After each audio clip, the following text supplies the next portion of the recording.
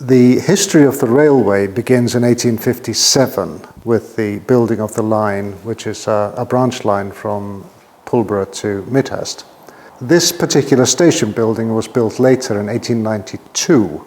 It was built in wood, which is not something that the London, Brighton, South Coast Railway did, and they were against building it in the first place, but they had instructions from above because it was intended that His Majesty the King would use it. He was Prince of Wales at the time, but later became King Edward VII. This was, at that time, the nearest station for him to get to Goodwood, to the horse racing, and also his best friend, Edward James, lived at Westdean Park, which is not far from here. It ceased to serve passengers in 1955, but it carried on as a freight station until 1966, when Beeching closed it. This was never a viable passenger station or even a passenger line, I believe. In the last year, 1955, it lost £38,000, which was a fortune in those days. I don't believe it ever made money.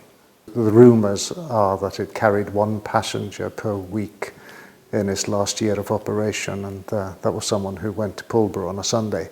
It's used by a lot of school children. I've had a lot of people visit us lately who said they used to use it as a child. They would have been a child at the time. And they used it to go to school because they lived somewhere in the area. Not too many people had cars, I suspect. It wouldn't look very different at all. It was always a very beautiful building. It had canopies. It had a canopy over the front of the building. It had a canopy at the rear. But essentially, they're the only differences between the way it looked then and the way it looks now. It had 30 staff, by all account, in its heyday. Many of them lived in the cottages that are still here. Some of the cottages were blown up in the Second World War when there was an air raid on this place. The station master's house is still at the top of the hill there. The steps up to his house are still there. There's just an awful lot of foliage and trees here, which wouldn't have been then. That's the biggest difference.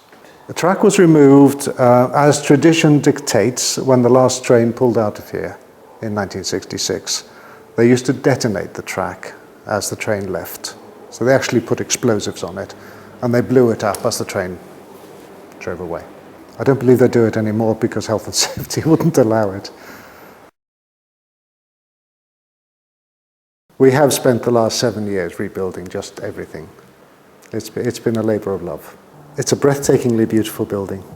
Fell in love with it first time I saw it. It's perfectly proportioned. It's mentioned in architectural books as being Britain's most beautiful railway station.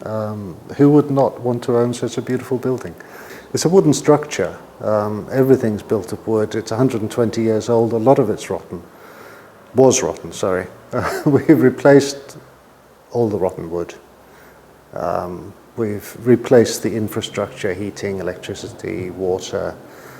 The carriages are also built of wood entirely. Even the chassis are wood. They take a lot of maintenance, and they're built of expensive wood as well, so mahogany, and it's all very expensive, very, very involved. 1912 is our oldest carriage. The other one is 1914, and Flora and Montana from 1923. So they're all early part of the century. Every one of them was retired in 1961. The Flora and Montana served on the Golden Arrow predominantly, which was a London to Paris service in 6.5 hours, very fast. There are only 100 left in the world. We have 4 of them. That's a fairly large proportion to have in private ownership. There are 11, I think, currently running on the Orient Express, British Pullmans. Most of them are in use by historic railways, like the Bluebell. They don't like being stationary. I think trains were built to be moved. Sitting stationary, water accumulates in places where it normally wouldn't. It'd be washed off as the train travels through the countryside. So they take a lot of maintenance, a lot of loving care. I'm just a caretaker. It's grade 2-star listed. I'm looking after it for the nation. It's one of those things that should be preserved.